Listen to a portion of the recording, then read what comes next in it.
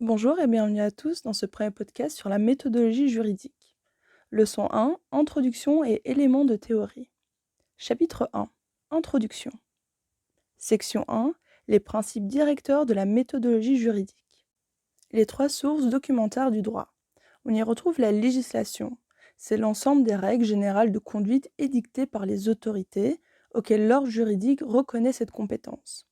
Les lois, au sens matériel, c'est tout acte qui, pris par une autorité quelconque, présente un contenu normatif, c'est-à-dire s'applique de manière générale et abstraite. En ce sens, la loi a un effet obligatoire. Elles sont ordonnées et se placent dans un système hiérarchique qui permet de déterminer leur validité et d'assurer la cohérence du système. Les principes généraux du droit, partant du constat que tout le droit n'est pas dans la loi, la pratique judiciaire a permis de faire émerger du droit non écrit. Ce sont des véritables sources de droit à inclure dans la législation au sens large.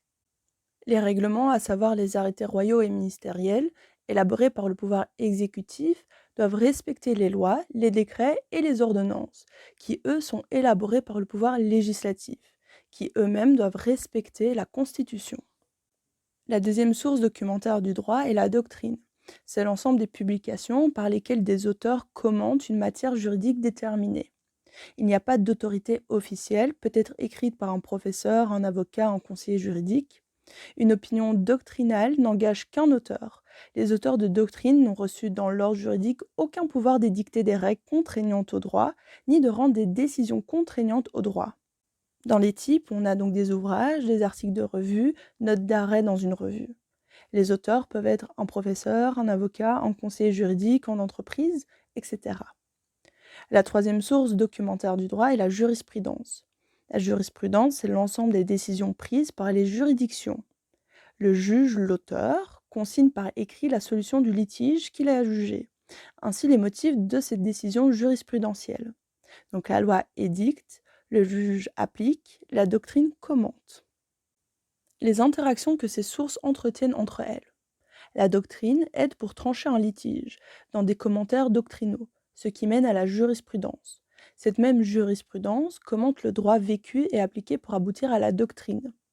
La jurisprudence remet en question la législation qui elle-même sera appliquée par la jurisprudence. La législation est prise en compte pour des réformes et ainsi aboutir à la doctrine. Cette dernière, elle commente la législation. Appréhender le droit. Le droit, c'est l'antithèse des mathématiques. Les maths ne souffrent pas d'interprétation, il n'y a qu'une seule réponse, c'est soit de vrai, soit de faux. Le droit, c'est l'inverse, c'est la discipline de l'argumentation du discours. Et pour avoir un bon discours, il faut se baser sur des sources. Mais comment utiliser ces sources? Premièrement, il faut les rechercher. Donc trouver les bonnes sources, les choisir. Toutes les sources ne se valent pas. Il faut apprendre à sélectionner les bonnes, il faut savoir ce qu'on veut chercher. Deuxièmement, il faut les comprendre. Le droit est difficile à saisir, il faut savoir la lire et il faut savoir comment la prononcer, quel est l'impact. Troisièmement, il faut le rédiger. Donc il faut en faire quelque chose. Rédiger un texte sur un travail, un sujet donné. Utiliser les sources trouvées et en faire la référence. Chapitre 2. Les éléments de théorie, législation. La législation est le cœur de tout sujet de recherche en droit. La doctrine la commente, la jurisprudence l'applique. Section 1. Les actes normatifs. Notion. La législation, c'est l'ensemble des règles générales de conduite, le plus souvent édictées par les autorités auxquelles l'ordre juridique reconnaît cette compétence. Donc visée sous ce terme la loi au sens matériel, toute règle de droit général et abstraite, effet obligatoire, quelle qu'en soit la source, qu'elle soit écrite ou non. Tout le droit ne se trouve pas dans écrit la loi, il y a aussi les règles non écrites, comme des coutumes, des principes généraux de droit. L'autorité, c'est le pouvoir législatif et exécutif. Les ordres sont adressés à la population.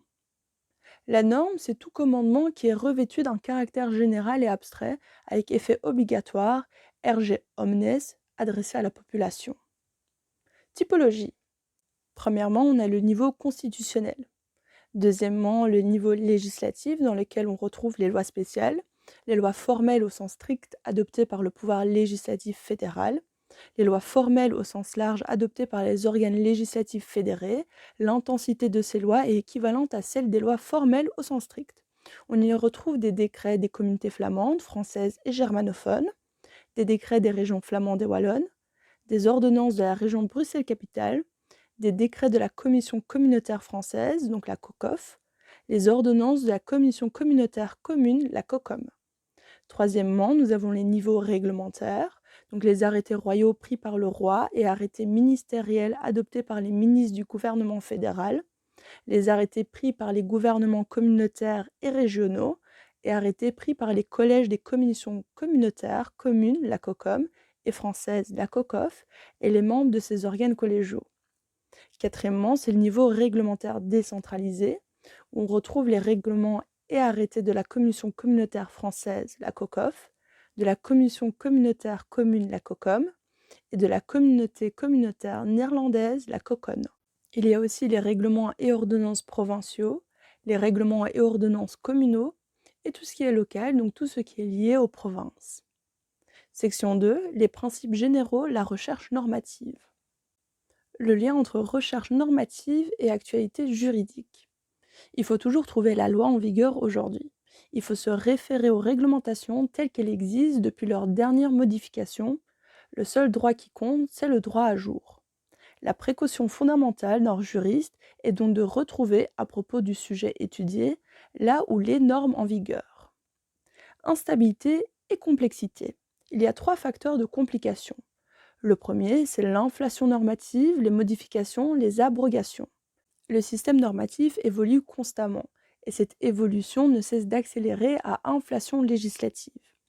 L'adoption de nouveaux textes dans des domaines non réglementés auparavant rend remplacement complet d'un ancien texte par un nouveau. Le plus souvent, adaptation de la législation par modification partielle, donc l'insertion, le remplacement, la suppression d'articles, de subdivisions d'articles, de groupes d'articles, de sections, de chapitres ou de titres. Il y a aussi le remplacement d'un texte entier par un nouveau. Il y a la frénésie normative qui s'accélère, particulièrement dans les matières mouvantes comme le droit fiscal ou social. Il arrive même que des textes soient modifiés avant d'être en vigueur ou même publiés. Une telle instabilité rend très difficile la recherche documentaire, mais aussi la détermination précise du droit applicable à une situation donnée. Le deuxième facteur de complication, c'est le morcellement des compétences. Donc le transfert des compétences à des collectivités politiques distinctes, donc des communautés et des régions, ça ne facilite pas la recherche normative, car d'une part, les textes nationaux transférés aux entités fédérées peuvent évoluer différemment au sein de chacune de celles-ci. Chaque entité fédérée peut décider d'abroger, de maintenir, de remplacer la législation nationale dont elle a hérité. Ou elle peut décider de maintenir le texte édicté avant le transfert des compétences, en le modifiant progressivement. D'autre part, un texte national qui a pour objet essentiel matière maintenant fédérée peut contenir des dispositions qui restent dans les compétences de l'État fédéral. En cas de remplacement du texte national d'origine par les entités fédérées, ils doivent maintenir les dispositions de l'État en vigueur. Le troisième facteur de complication, c'est l'incidence du contrôle objectif exercé par la Cour constitutionnelle et la section du contentieux administratif du Conseil d'État. La Cour constitutionnelle et le Conseil d'État rendent des arrêts qui vont affecter directement le droit positif existant. Elles peuvent annuler, suspendre des normes si elles sont contraires à des normes hiérarchiquement supérieures. Elles les font disparaître et donc elles ne sont plus dans le texte de la loi. La Cour constitutionnelle, c'est une juridiction qui va contrôler le travail du pouvoir législatif, tandis que le Conseil d'État est une juridiction qui va contrôler le travail du pouvoir exécutif. Systématisation, codification et coordination. Il s'agit de coordonner, codifier les différentes normes éparses. Le législateur peut le faire. Il crée des nouvelles règles qui se substituent aux anciennes règles éparses, mais de manière rassemblée et organisée dans un code. Ces codes ont des valeurs de la loi. Par exemple, le code de la route, c'est l'ensemble de toutes les lois concernant la circulation. Mais le législateur confie souvent cette tâche au pouvoir exécutif car il n'a pas le temps. Le lien entre recherche normative et hiérarchie des sources normatives. Les sources normatives sont ordonnées selon un principe de hiérarchie qui permet de déterminer leur validité et d'assurer la cohérence du système. Le principe de la hiérarchie des normes est particulièrement important pour guider la recherche heuristique. On commence par chercher dans les textes le plus haut placé et puis on descend. Il faut toujours lire les normes en parallèle, car elles sont toutes complémentaires. Par exemple, lire un arrêté en même temps que la loi à laquelle elle se rapporte. Les supports, première approche. On y retrouve les supports en papier. Premièrement, le Moniteur belge. C'est la publication officielle de tous les textes appliqués en Belgique. Tout texte qui a pour vocation de devenir obligatoire doit y être publié. S'il ne l'est pas, il n'est pas censé devoir être appliqué. Le Moniteur belge apparaît tous les jours sauf week-end et jours fériés. C'est la publication de la législation par excellence. Cependant, le Moniteur belge ne fournit aucun renseignement sur l'évolution instantanée de la production législative à un moment donné, soit ne donne pas le droit en vigueur. Il est impossible à sa lecture de connaître les éventuelles modifications subies par le texte postérieurement à sa publication. On ne peut pas être sûr d'avoir la bonne version puisque ce n'est cliché à un instant T. Dans les supports papier, on y retrouve aussi les recueils officieux. Ils sont mis en place par des éditeurs privés rassemblant en des ouvrages une sélection de textes normatifs qui assurent périodiquement la mise à jour en omettant les règles qui ne sont plus d'application, en faisant un tri en fonction du public destiné, en intégrant les modifications survenues. Ils sont plus communément appelés les codes. Précision importante, ces deux types de publications papier peuvent aussi être électroniques. Le Moniteur belge est publié sur les nets, les recueils officieux sont disponibles sur des sites privés. Il ne faut pas confondre le recueil officiel, les codes officiels et les codes officieux. Le recueil officiel, c'est le Moniteur belge, un recueil dans lequel sont publiées au jour le jour toutes les normes. Il y a un seul support. Le code officiel, ce sont différents textes des lois ou règlements qui ont été rassemblés.